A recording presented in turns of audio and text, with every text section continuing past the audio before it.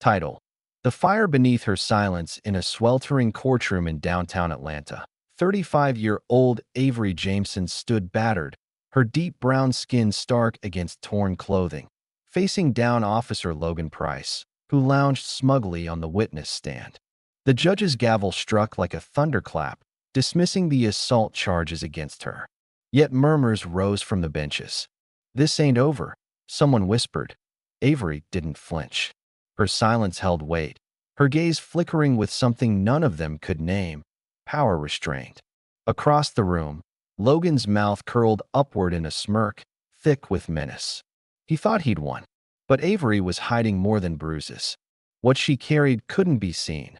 Not yet. 3 days before the courtroom chaos, Avery hunched over a rusted carburetor deep in the belly of her auto garage, Jameson Mechanics, a dim, grease-stained haven at the city's industrial edge. Fluorescent light flickered overhead while humidity clung to her like another layer of skin. Sweat shimmered on her brow, trickling past short braids tucked under a tattered baseball cap. She was lean, muscular from years of labor, her black tank top streaked with oil, jeans frayed at the knees. To most, she looked like another black woman grinding to survive. But the garage was more than a business. It was her shield from a past lived in shadows. Decades earlier, she had worked in intelligence, executing classified missions in foreign lands. That Avery no longer existed, or so she told herself, until headlights pierced the garage's grimy windows at a police cruiser. Engine growling low, tires cracking gravel. She didn't look up. Not at first. Her hands moved with steady, practiced ease, wiping grease from a wrench. The door opened without a knock. Heavy boots clomped forward. Logan Price, a 6 feet 3 inches wall of arrogance, pale skin flushed from the Georgia heat, filled the entrance. His buzz cut gleamed under the garage lights. Nightstick swung from his hip. His badge caught the light like a slap in the face. Everyone in this neighborhood knew Logan. Rough, unchecked, especially with people who didn't fit. "You got a noise complaint," he barked, eyeing her like an intruder in her own space. Avery didn't bite. "Didn't hear no noise," she said calmly. He stepped closer. "Doesn't matter what you heard.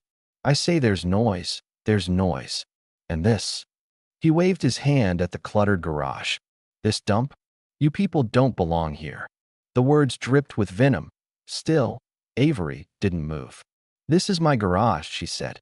"I'm working." Logan kicked over a stack of oil cans. "Looks like a damn landfill. Should have stayed where you belong." Now, he loomed over her, nightstick tapping against his thigh. Ready, wanting a reaction, but she'd been trained for pressure. Years of covert ops didn't vanish. Her stance shifted, subtle. Weight on the balls of her feet. "Step back," she warned quietly. That flicked his switch. "You don't tell me what to do." In a single motion, he raised the nightstick, aiming for her shoulder. She moved like smoke. Left hand caught his wrist mid-swing. A twist. Right palm slammed his elbow. Joint cracked. Stick dropped out. A foot sweep sent him sprawling into spilled oil. She stood over him, calm. "Leave." He staggered up, dripping and furious. "You'll regret this." But she said nothing, just watched him limp to his cruiser, humiliated. She swept up the cans, heart still racing. She didn't see the radio in his hand. "Dispatch." Logan hissed into the mic. "Assault on an officer. Black female. Carter's garage. Send backup." 10 minutes later, the bolt on her door echoed in the quiet space. She thought it was over. It wasn't. Hours passed. Then flashing lights shattered the night. .3 cruisers boxed in her garage. Logan emerged in a clean uniform, face twisted in triumph. "That's her," he declared. "Cuff her." Avery raised her hands. "I defended myself," she said. "Didn't matter." 2 officers grabbed her, slammed her into the cruiser. Cold steel cut into her wrists. Her cap fell. Neighbors watched from behind fences, silent, afraid. She was shoved into the back seat. No Miranda rights. No voice. The precinct. Sergeant Cliff Daniels swaggered into the interrogation room.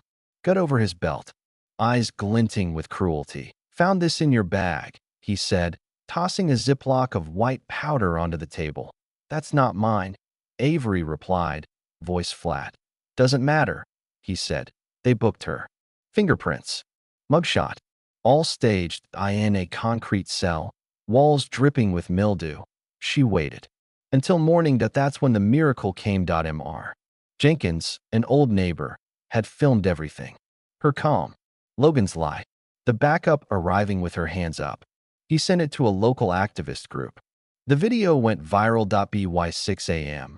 Hashtags flooded social media. By 7. A pro bono lawyer stormed the precinct. "Let her go," he demanded, "or this blows up." Daniels growled. But the pressure worked. They released her.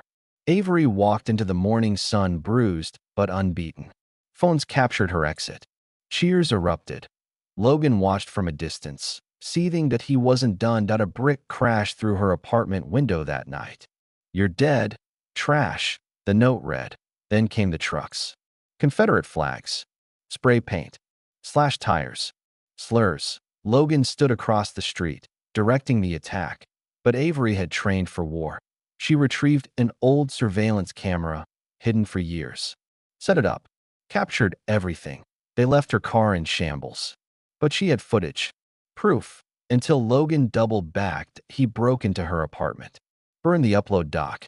Destroyed the evidence. Gone. The next morning, her safe place smelled of melted plastic and betrayal. She called her hacker ally, Bren, a tech she'd saved in Cairo. "Trace Logan. I need everything." Bren dug deep. Uncovered ties between Logan, Daniels, and a local hate group. Even links to a higher power, Governor Preston Ellis. Avery sent the data to WATL News. Reporter Tia Nguyen ran the story. Black mechanic targeted by rogue cop. The segment aired citywide. Protests ignited. Logan's name trended. The precinct scrambled. That night, her apartment exploded. A bomb under her car. She barely escaped. Ellis spun it.